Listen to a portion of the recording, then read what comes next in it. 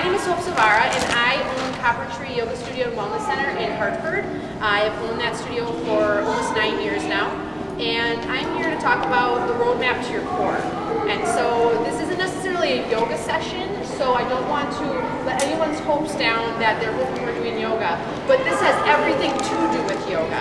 And so just by maybe some feedback, why is your core important? Like, why do you want to know more about your core? Why do you think, or how does it help you? And it keeps you upright as you get older. Keeps you upright as you get older. Yep. What else? Anything? For back pain. So it's going to help with back pain. What else? Well, when that's out, everything else goes out. Yeah, exactly. So when that's out, everything else goes out. Anything else? Balance. Digestion. Everything feeds in muscularly to the core. What about for females? Urinary and bladder health is huge. So just like a little side fact, incontinence is not a death sentence. You can cure incontinence with pelvic floor work. I've had it done with many of my students. It is not something that you feel like you have to live with. What else? What about just to exercise more and to move better in your daily life? Be able to get up off the chair, those types of things. So that's really what comes down to when we think about core work. And when we think about the core, and we think about even things like yoga, everything has to do with the core. Everything leads back to the core. But unfortunately, now by maybe a little bit of feedback, what are we doing thinking that we're exercising our core? Sit-ups. I will demonstrate. AKA throwing your neck out. Okay? Or, let's just say Pilates, crisscross, running a marathon on your back. Okay? Did you notice that both of these examples, I was laying on the floor? How much of your life do you spend laying on your back? How much of your life do you spend laying on your back awake? So what's the point? Why are you exercising a major body part in a position that you spend very little time in awake? So our exercises and our movements should mimic and mirror what we are doing in our lives in order for that exercise to be profitable for our body. And our core is definitely an area that we need to be thinking about that. So when we exercise our core, we're going to talk about where our core is exactly in a second. We should be in an upright position, or we should be in some sort of a position that we spend a lot of our day-to-day attitudes and abilities in a sitting position, in a quadruped position, in a standing position. And if I am going to be on my back, I'm going to be inverted, or I'm going to be somehow up off the floor. Because me laying flat on my back is not necessarily going to help me in my everyday life.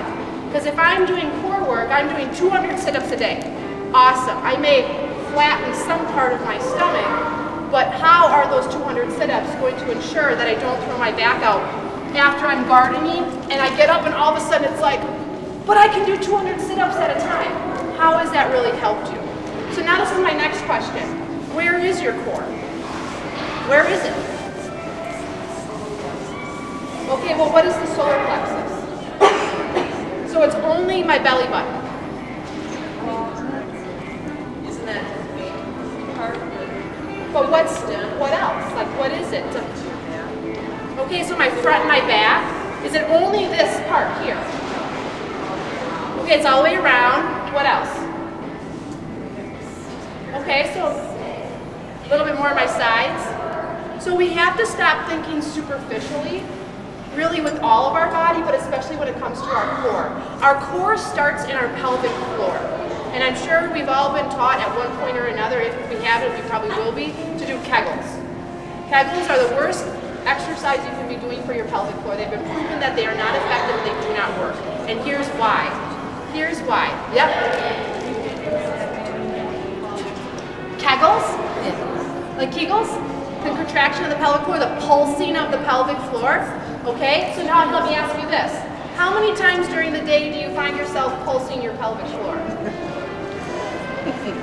All the time. All the time, right? We all do, all the time. So really, this pelvic floor area, I'm going to go through 3 main points. So our pelvic floor, that roadmap of our core, starts in the pelvic floor. Why? Because all the muscles below and all the muscles above feed into the pelvic floor. These three main areas that we want to be able to have control and function over are the anal sphincter, okay? So basically where we have our number 2 action happening, that muscle is actually about the length of my pinky nail, about 2 to 3 centimeters.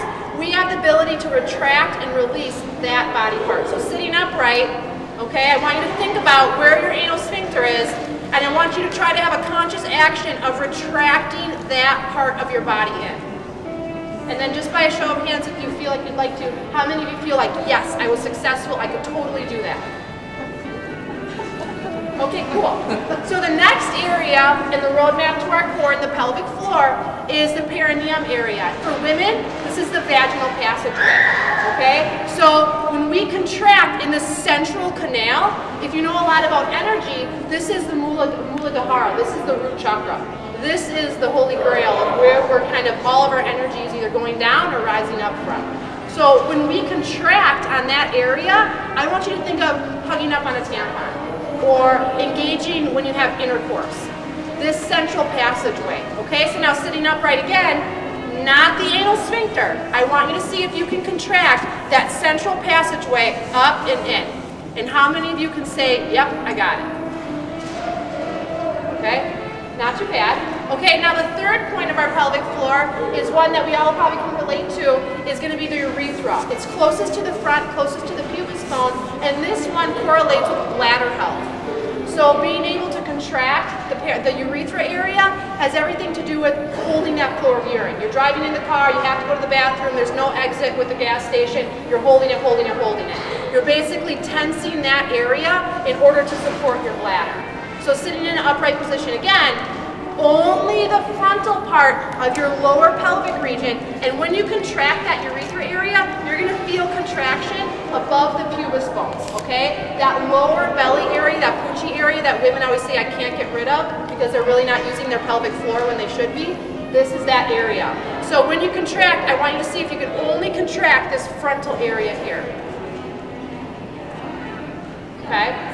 So now sitting in an upright position, I want you to see if you can contract from the front to the back. So where I'm going to call them all out. So now contract anal sphincter, contract perineum, that's central. You're going to probably feel it deep in your gut, and then all the way up by the urethra. And I usually do this workshop in a set of 3 hours or 3 days, so we're doing 30 minutes, so we're really breezing through this.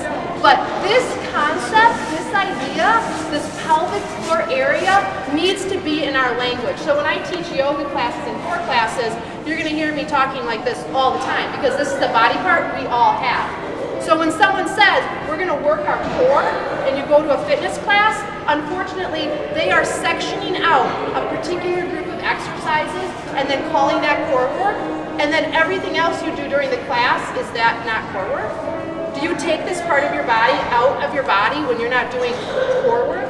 That makes absolutely no sense. Am I kind of getting you here? So with the pelvic floor, this very central part, this first location of the pelvic floor, this is where it all begins. We're contracting inward and what feels like upward. So we're working towards an automatic response, which means when I'm running, I'm not feeling like I'm tickling my pants because I have an automatic response that's always pulling up. When I pick up the groceries out of my car, I've automatically trained this area to contract. So I don't have to say, okay, pelvic floor, contract. We want to start utilizing these muscles down here on a daily basis, all the time, everything that we do. If I'm in Warrior 2, typically we're cued the feet and the knees, maybe the pelvis, the shoulders, the arms, the head. We're never cued that if I contract on the pelvic floor, a lot of that misalignment will start to realign because everything is connected into this. When there's a faulty wire, eventually everything will go haywire, right? Your house is all wired up with electricity and all of a sudden one wire goes bad, a lot of other stuff can start going bad. So if this is the main breaker, I'm going to contract my main breaker, and instantly this big arch in my lower back is self-corrected because I've contracted the muscles to move the structure, to move my bones. So from that pelvic floor, we're going to go in a little bit more. So from the pelvic floor, we kind of come up into the torso, and I heard someone say it's this whole section here. Absolutely, it's this whole section here. In addition to that, we're often hear people talking about, oh, six-pack abs, and oh, I have just kind of this stuff in front. Whether or not you have a little bit in the middle has nothing to do with whether the fact you have a strong core, okay? So we're gonna go to the very deepest part of our torso, and that's called the transversus abdominis, okay? This transversus abdominis is a really important muscle because it's actually a back muscle. Sometimes it's called a back belt because literally it wraps around your entire body from each side of the spine around to the front. It's a muscle that you can't touch because it's the most deep in the trunk, but it's a stabilizer. Without this muscle, you're not going to be able to be upright. Or you will be upright, but all the wrong muscles will do the job, and eventually you're going to feel pain. Hip flexor pain, shoulder pain, rib pain, something along those lines. Because when the wrong muscles do a job that's not for them to do, eventually it will not be able to do it anymore. And that's when we injure ourselves. That's when we hurt ourselves. That's when we start to feel pain. It starts from our core. So from this transverse abdominis, this muscle will feel, let's say you've had a cold and you're coughing, and then all of a sudden your stomach just really hurts. It feels like you've been punched. That's your transverse abdominis. So if I have everyone sit up straight again, bring their hands onto their waist, and I want you to give yourself a legitimate cough.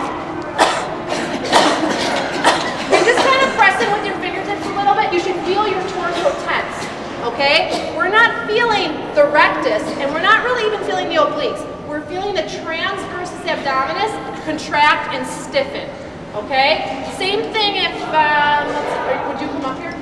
What's your name? Heather. Okay, so Heather's just gonna stand right here. And Heather, put up your hands, face me, okay? And I'm gonna come over and I'm really mad at her and I'm gonna push her. See how she stepped back, okay? She was trying to brace me with her arms, I'm guessing, correct? Okay, so now we're standing there. I want you to contract your pelvic floor and I want you to try to create that same stiffening effect that you had when you coughed. Now put your hands up, okay? And remember that your arms are an extension of your core. I'm changing her mindset too, okay? So now I'm gonna push her. Way different. You see how she didn't react in her shoulders, she didn't fall back? Because she was contracting here rather than overdoing it with her arms. Okay, same thing with a weightlifter. How many times do you go to the gym and they have these weights and they're doing this, but what do they also have around here? A brace. Why? Because they're not using their core. They're using their arm, okay? Remember, everything is an extension from this. Okay, so we have pelvic floor. We have transverse abdominal. We also have within that area our diaphragm. We often only think of our diaphragm as a breathing muscle, but it is actually a core muscle. So the deeper that you breathe, the more you utilize your breath capacity, the more you're going to work this muscle, this core stabilizer. You need this guy in order to function, in order to be upright, in order to have everything else working as it should.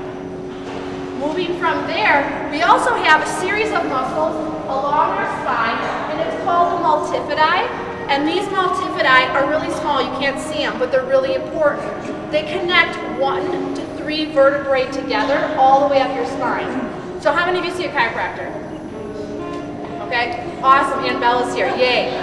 So you're constantly out of alignment, out of alignment, out of alignment, vertebrae are twisted, vertebrae are twisted.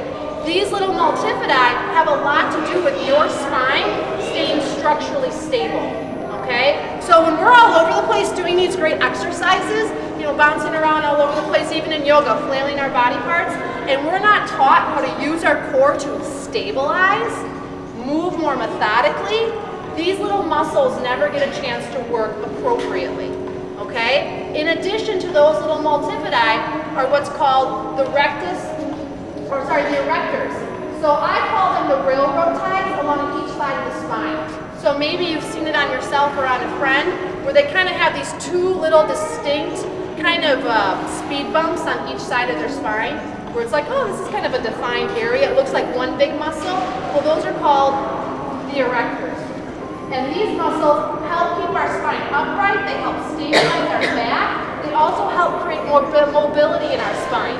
They are a core muscle as well.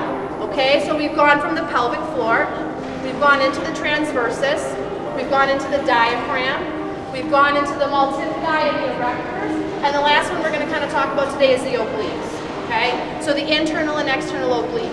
The oblique is kind of the connector between the pelvis and the rib cage, and they also offer a lot of structural support, but oblique health also has a lot to do with digestive health. So having good oblique strength and having good oblique stability will also help with your excretory system. So when we think about this core now, and we say, well, how do I exercise it? Okay, so because clearly I hope I pointed out that a lot of what we're doing is really not core work, it's not really effective, because again, how much time do you spend awake laying on your back during the day? Unless you are a mechanic, core work like that is not effective, okay? Not to mention, most of us are pressing our back into the floor, and unless you've been in a car accident or have had a major structural limitation or inability, practicing core work like that is not effective. Because how many times during the day do you do this position in order to use your core? Again, it's not translating into how we live and function and move during the day. Same thing again, how many of you when you do core work have hip flexor pain or neck strain? Raise your hand. It's okay, be honest. I did, and I was teaching for years, and I thought, oh, it must just be my core is not strong enough yet. I got to do more. I got to be more effective. It was because I was putting my body in positions that it shouldn't be in.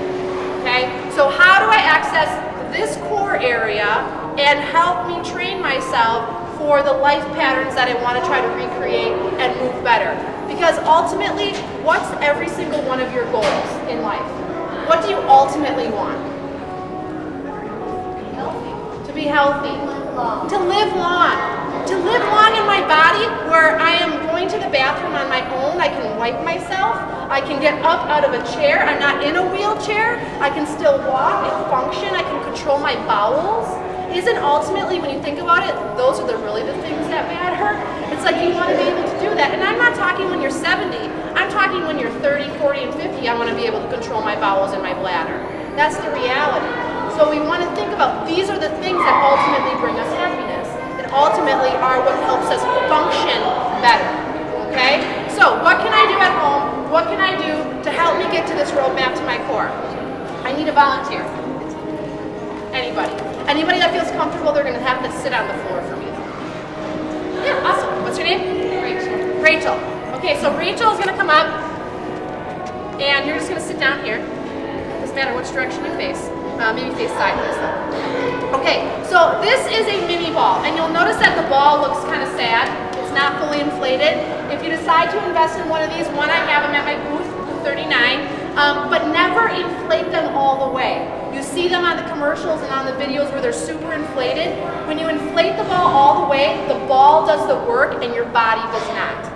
Okay? You want to be in control of any of the equipment you ever use. When you overinflate a ball like this, I'm not talking about a big Swiss ball, you will not be in control and you will just be bouncing off that ball versus you telling the ball what you want it to do. Secondly, okay, so when we use the ball in this position, I'm going to have Rachel bend her knees. And this is the basic position I put all of my students in to help work their core. This is called the earthquake, okay? So I'm going to have her bend her knees. And how is this comfortable for you right now, okay? All right, I'm going to stick the ball behind her sacrum. I'm going to snugly tuck it in. So there's very minimal space between her sacrum and the ball. Not that it's way out here just kind of laying back and then she comes back and up and it's like rolling all over the place. I'm also not tucking it under her bum, okay? So I'm going to snugly put it here. And now I'm just going to actually have her do what she thinks she should do on this ball. So can you do me a favor and lean back over the wall and then come back up? Okay, just watch her. Okay. Not too bad. She was smiling. That was pretty good. Okay, so tell me what you're feeling right now. A little bit of neck. Neck strain? How are your hip flexors? I feel like after a while. After a while? Okay, so she's saying two very common things. Neck pain, hip flexor pain. This not only happens in core work like this happens in just traditional core work, as we kind of stated before. Flat on your back, neck strain, hip pain. But we keep doing it thinking it's going to be effective. And that was me. It's like, why am I doing the same thing expecting different results? It makes no sense. Okay? So, when we use a ball like this in core health, again, we're thinking about our core. I want her, one, to sit upright, so she feels like she's on her sit bones. Two, I'm going to have her methodically contract her pelvic floor first. Always first. Because this is where all movements begin. Okay, the stability starts here. So I'm going to have her contract her pelvic floor. I feel like we at least can kind of do it. Remember, this is 30 seconds worth of training here. Okay, now secondly, I'm going to have you really try to remember that kind of stiffening in the torso that we did. You're going to feel that come to life in a second. And I'm going to have her recline back in a second, but I'm going to put my finger down here and just push your sacrum into my finger. She's going to do a really mini pelvic tilt, okay? Super small, so push your pelvis into my fingertips. Good. Keep that and keep the pelvic floor really strong. Okay, now she's going to go back 45 degrees. So back 45 degrees. Where you feel like you're kissing the wall. Now stay right there, okay? Notice how I didn't have her go all the way back. More is not necessarily better. Now lift your arms up to about shoulder height for me, palms face in. Now keep the pelvic floor nice and strong. Now slowly start to lift the angle of your arms until you start to feel a nice little shake.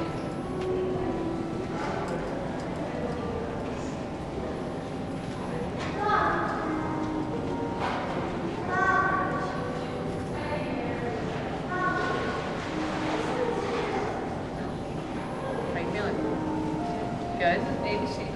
Yeah. So she's starting to feel what I call the earthquake. This earthquake is the access to your core, okay? So this earthquake that she's feeling right now, she is tapping into her pelvic floor and her transversus abdominis, okay? I would stop her if she has any hip flexor pain, any neck pain, or she would start to round. She is defaulting into her old patterns, okay? Into those muscles that are overdeveloped and that are working and doing the job constantly, and instead of these internal muscles. Most of us during the day, exercise or movement, are using our superficial muscles. I'm very aware she's still here, so I'm making her stay here. So I use our superficial external muscles instead of these deep internal ones. This is why we're hurting ourselves. This is why we feel like we can't do the things we're supposed to do. This is why we don't have bodily functions. She's really loving this right now. Okay, so she has this nice quake going on. I would typically keep my students here for about 5 to 10 breaths because she feels that stiffening, correct? Notice how I didn't tell her to suck it in. I didn't tell her to do anything crazy like navel to spine, nothing like that, because your body is designed to use its core as it's supposed to. So now when she comes up, imagine I have a cord here, not here, and slowly bring yourself back up. Use your core to lift you. You notice how she sat tall when she came up? Release her arms down. How'd that feel? Good. Yeah. Did you feel like you were in your core? Yeah. You feel like you were effective? My neck and shoulders were totally fine. So I would ask her if she's going to do something like this, if she's going to do one move and that was it. I'd have her work on holding that earthquake, then I would have her slowly integrate into a repetitive motion of coming up and down 5 to 10 times. Really ensuring though, remember how I said about that cord? Her core is leading her up off the floor, rather than her arms grabbing her up off the floor. Did that mindset help, thinking about your core leading you versus that other way around? Awesome, thanks Rachel. Yeah. Yeah. If she was barefoot, which I highly recommend for any type of exercise, being barefoot or at least slowly working your way to that, her feet would be flat. They'd be comfortably on the floor. And if they wouldn't be able to for any ankle issues, she could stick like a block or a rolled towel under her feet so she can have a connection. Does that make sense? Okay, cool. Thanks, Rachel. Where did you have her pull up? I had her pull up like she was pulling, like I had a plunger and I was pulling her up through her center. So through this portion of her body. Does that make sense? Anything else? Okay, cool. All right, so one other thing I also want to go over when we think about the core, okay? So we have this roadmap. Starts at the pelvic floor, anal sphincter, perineum, urethra. We go internal. We come into that transverse abdominal. We come into our spinal muscles. We come into our obliques and our diaphragm. So we have these main kind of encapsulating muscles, okay? From there, I was talking about how we often use our superficial muscles. I call them the bodybuilder muscles, quads, and pecs. And these are often the muscles that bodybuilders will often focus on. Oh, I just went to the gym and I like worked on my chest. Oh, I did legs today. Isn't that typically what you hear? Superficial external muscles. These are not supporting muscles. These will not prevent you from injury. They will also not help your spine stay upright. And when you're feeling pulling in these areas or grabbing in these areas, typically that's a red flag for me that they're not in their core. Okay? So I showed you one exercise to access your core. What are some other things that you find yourself doing during the day as exercise that you're trying to mimic core work? Anything else? This is a big one right now. Or this version. All sorts of really awesome ones. And so we want to think of even plank. People often say, my arms aren't strong enough for plank. And I tell them, your arms are strong enough for plank. It's your core that you're not using. Remember, again, everything is an extension from your core. Can I have a volunteer? Anybody? I'll try, but I'm really bad at planking. Oh, that's good. Then we want you. Are you able to take your shoes off? I'll try to take I'm just going to kind of keep track of time here, so perfect. it holds my socks. Awesome. So you can come down into your version of plank. And what's your name? Jamie. Okay, so she's going to come onto her forearms, which is perfect. Great variation, totally okay. So she actually looks somewhat okay. What are you feeling right now, though? I feel in my neck. Okay, so she says she feels in her neck. First of all, what I would do is I would open her hands. I'm going to stick a ball between her hands. Really, ideally, the hand should be about shoulders distance, because when you peg your hands in a triangular position like this, it's all chest. Okay, you're not in your core, you're in your chest. And that's okay, she can be on her knees. Secondly, I'm going to make sure she's in neutral pelvis. Okay, we're going to get up and find that in a second. So I'm going to just have her tilt her pubis bone down a little bit. Nope, that's up. There we go. Awesome. Now remember those pelvic floor muscles, like they're shooting to the base of your head. Okay?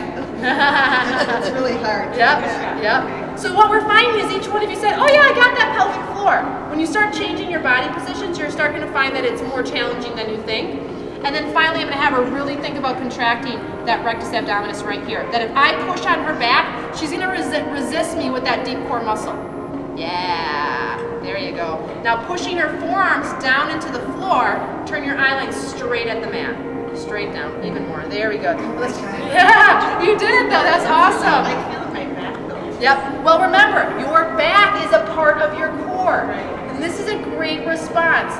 Most people will say, especially when I start working with them with a more functional based core work, they'll say, my back. And I'll say, well, does it hurt or are you using those muscles?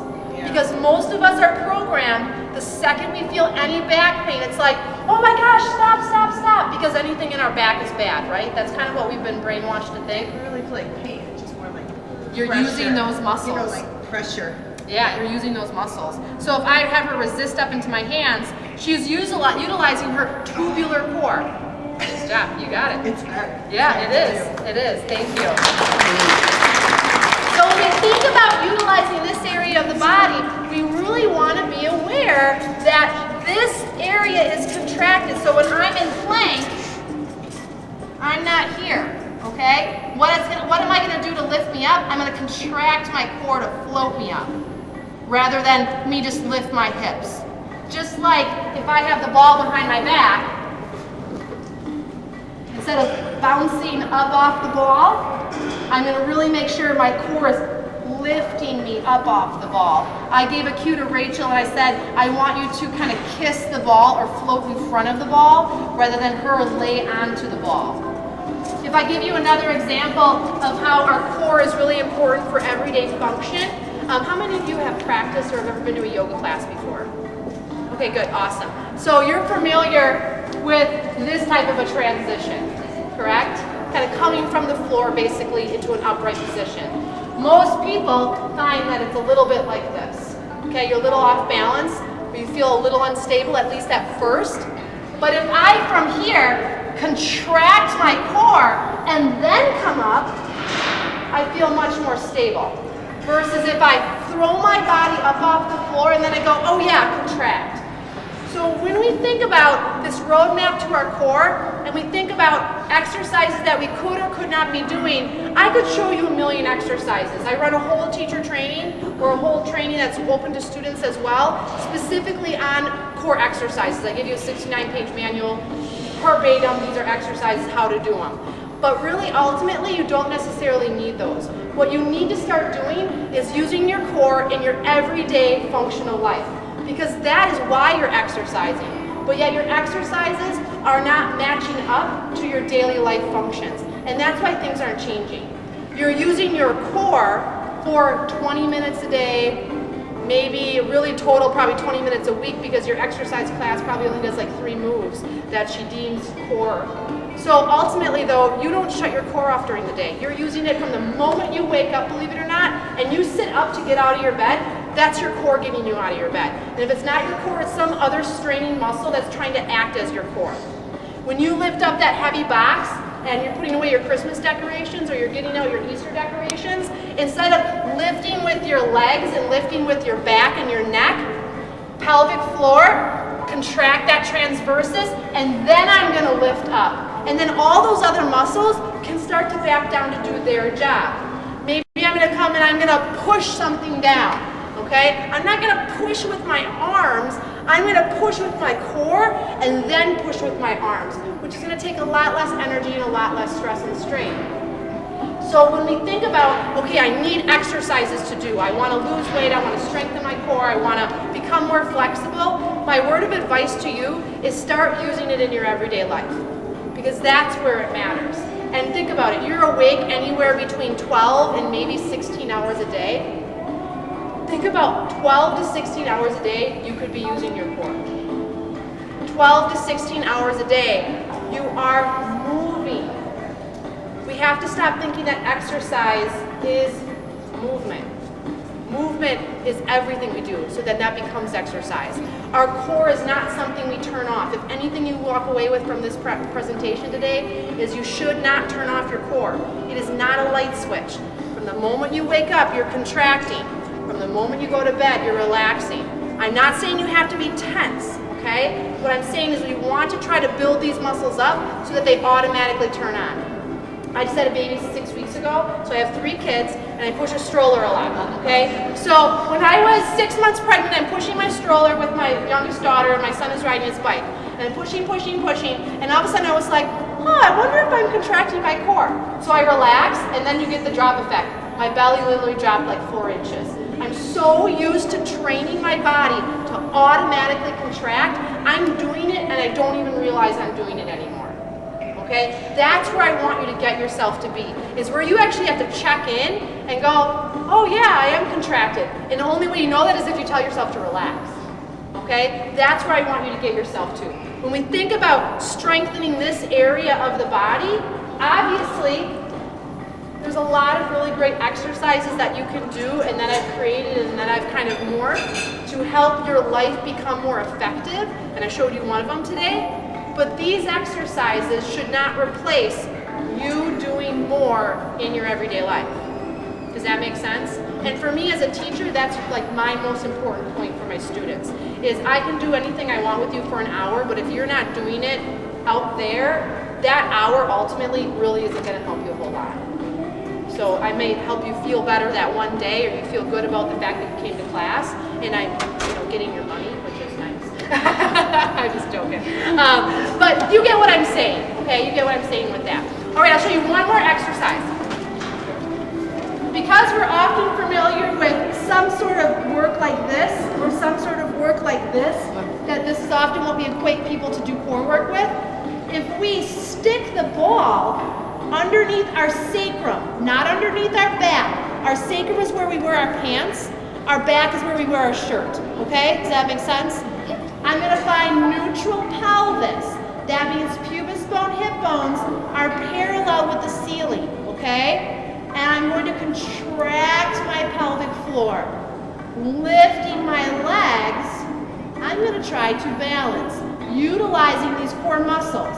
I can checkpoint myself to challenge that balance, to check in with how effective my core is working.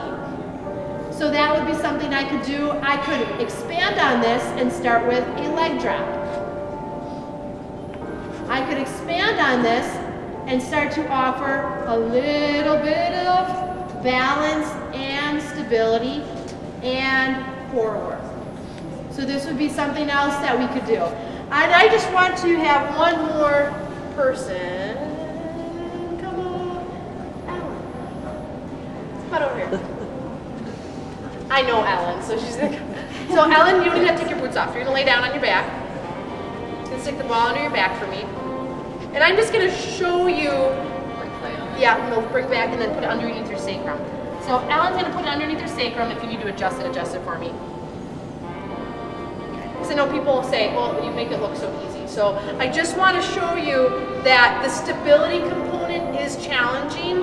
Don't be misled. So when she's in neutral, okay, contract the pelvic floor. I'm always going to walk her through. Stiffen here. Now I want you to think as though your core, your deep muscles of your belly are what's going to lift your leg. So methodically lift one leg at a time, trying to be as steady as you possibly can. Okay? Not too bad. I'm going to have her keep contracting her pelvic floor. Relax your shoulders. There we go. Now just for the sake of demonstration, bend your elbows. Okay? Not too bad. She's pretty steady still. Now take your arms up off the floor.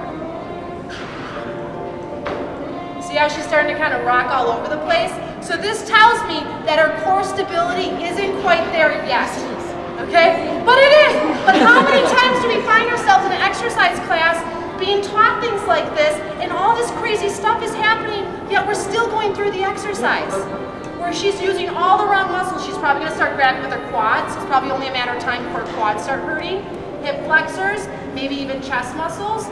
So she's going to come back to a point where she's comfortable yet stable. She feels a challenge, but yet it's not over the edge. So part of it is we have to start training ourselves that more is not better, okay? So she comes now again into neutral and lifts her legs. Again, think about pelvic floor before you lift those legs, okay? And now I have her drop one heel towards the floor. She's only going to drop as far as she can keep neutral and keep her hip flexors from hurting. And then exhale like a fishing reel inside her core.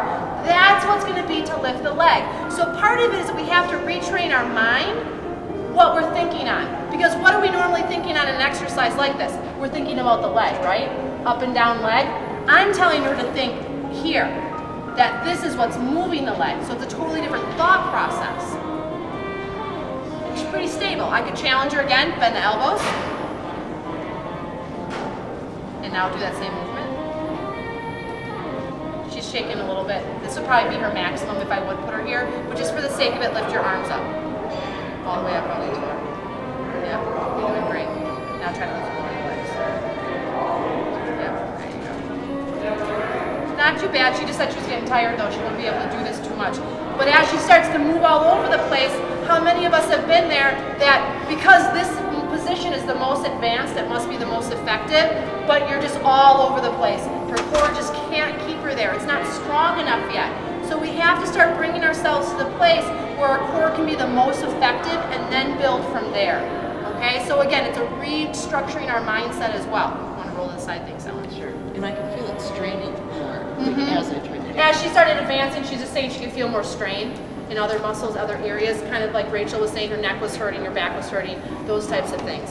So then lastly, upright position. Thanks, Ellen. We spend most of our time in an upright position, right? Most of society either seated or upright position. And I love it. I watched on CNN, studies show that sitting now can kill you. And so a mentor of mine says sitting is the new smoking. So sitting will eventually kill us. Not because we're sitting, but because we do too much of it repeatedly all the time, especially for extended periods of time. So now they invented standing desks. That's what I did. But here's the thing.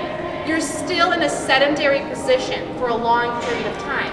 It's no different than someone that works at a factory and stands for 18 hours a day. It's the sedentariness of it versus movement. So when we think about being in an upright position, we want to be as mobile as possible and as many planes of motion as possible because that's ideally how we function. So when we think about upright core work, it can be something as simple as I showed you the crunch on the floor, but we all know now that we don't spend hardly any of our time on our back.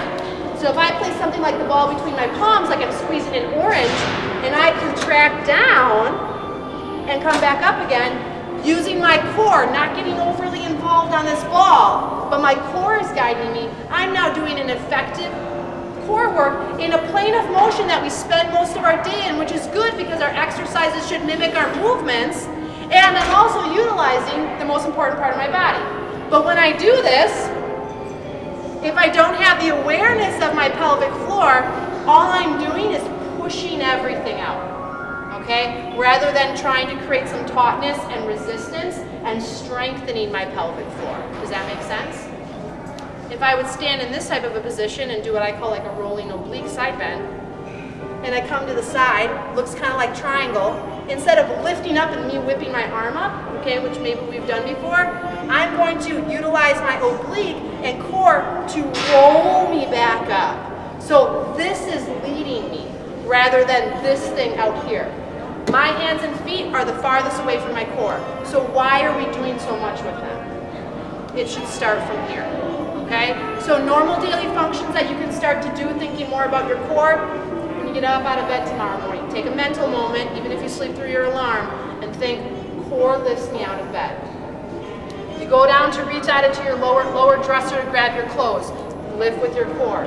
You pick up the groceries, pick up those groceries, lifting with your core, lifting with your pelvic floor and your transversus. You're gonna hold your child. Don't hold them on your hip, hold them in front of you and brace with your core, okay? Other activities you could do. Have your husband or your child, push against you, resist with your core. Okay, it's a great activity for you to really feel like these muscles are working. Everything you do starts from here, okay? So again, if you leave with anything, that's the one thing I really want you to think about. I want everyone to stand up. Posture has a lot to do with how we function and how we feel good in our bodies. And so obviously, again, this is a really short presentation, but I just want to leave you with one final thought as well. When we think about posture and core work, they're very heavily integrated together. We have lots of different body positions and postures, from leg positions and standing, to how our pelvis is positioned, to how our head and our shoulders are positioned. And all of these programs we've created in our body are this way because of how we move in our everyday life. It's not how we exercise. So when you throw your back out in your exercise class, don't blame your instructor, blame your everyday movements, because they were to blame why that happened in the first place. And it could be anything. It happens at work, it happens on a walk, whatever. But our body posture during the day, if we can start to reduce those things and bring ourselves into what I call neutral, along with core work, we can start to reduce those injuries. So first of all, when we walk, our feet should be forward. Why? Because what we're walking towards is in front of us. So it can be something as minor as a slight 1 degree rotation with our foot is why we actually have hip pain, okay? So when you go home tonight, take your shoes off and really look that your feet are actually straight forward, okay? Secondly, what's called neutral pelvis. Your hip bones are the front of your pelvis, okay? They're like right up where the top of your pants are, most likely on the front, not on the sides, okay? They're bony protrusions. And then your pubis bone, okay? That's that bony landmark down here. These three bony landmarks, we're not talking flesh, we're talking bony landmarks, should always be neutral with whatever it is you're facing. If I'm laying on that ball, it's neutral with the ceiling. If I'm kneeling or standing, it's neutral with the wall. If I am in a tabletop position, it's neutral with the floor. Does that make sense? Because putting ourselves into this position allows all of our other tissues to start to realign, and then they start doing the job they're supposed to be doing. Okay, it makes our body function so much more happily and healthier. From that neutral pelvis, know that it might feel really extreme. Because if you spent most of your life in a heavy lordotic curve, coming into neutral is going to feel like this. Okay? I don't understand what you mean by neutral. Neutral means this is the ideal in the middle. Yep, this is the ideal alignment. This is what we're looking for. It's what our spine needs to have its natural curves. Because if I'm one way more or the other, my spine is going to react, and it's going to start to either flatten or over-curve in areas that it shouldn't, which is ultimately going to bring us pain, okay? So I have neutral pelvis, all right? Then finally, I want to feel as though my rib cage in the front is relaxed down, okay? So just take a nice breath out, let that relax down. But my shoulders are up, and not back like a military, but just drop them back down again. Finally, my chin is level with the earth. With the increase in technology and electronics, most of us have a forward head position. And just a little statistical information, in the last 10 to 15 years is the most cervical herniations on record than any other point in history. You go back to the 1980s, 70s, 60s, 50s, there was very, very few cervical herniations on record and reported because we weren't like this. Okay? We weren't like this. Tech head. Yes, exactly. sitting. We sit more than we ever have in history, and it is killing us, okay? So we think about neutral neck, okay? It's not that we're trying to flatten our neck, but we're trying to get out of this position here, okay? So now, how many of you feel comfortable? Good, good. And if you don't feel comfortable, don't be frustrated, because your body, for however long you are been alive, has been training up to this point to be in the alignment that you're in. So if you are like this, you basically trained your body for the last 30, 40, 50 years to be in this position, okay? So don't be frustrated. It's a learning curve. So I bring myself into neutral. Now standing, I want you to contract your pelvic floor. You shouldn't feel tense, okay? When you're contracting your pelvic floor, it should just feel active and lively. Now I want you to bring your hands to your waistline, make that cough again. How many of you felt pressure down into the pelvic floor? It's okay if you did, I'm just asking. If you did, that pelvic floor is probably still a little weak, okay? This is, again, we changed our position, we found a weakness. So when we cough and make that contraction, I want you to think about resisting that cough, holding up that cough from happening, okay? Do the same thing as you cutting off the flow of urine. Like I said, I just had a baby. Bearing down and being able to push that baby out has everything to do with my deep core. Many of the C-sections that are happening in today's world happen because the woman does not know how to use her core, okay? Does not know how to push the baby out effectively. Okay, so those are just some things that I want you to think about. So when you leave here, think about every time I walk around, I'm going to remember all of your faces. If I see you walking around, I'm going to ask you if you're using your core, okay? Remember neutral, all right? Remember these deep core muscles. And remember that exercise for your core does not happen on your back. The next time you go somewhere or do something in core work, please don't do that exercise. Tell your instructor I'd rather be upright. All right, thank you guys so much for coming. I have information at my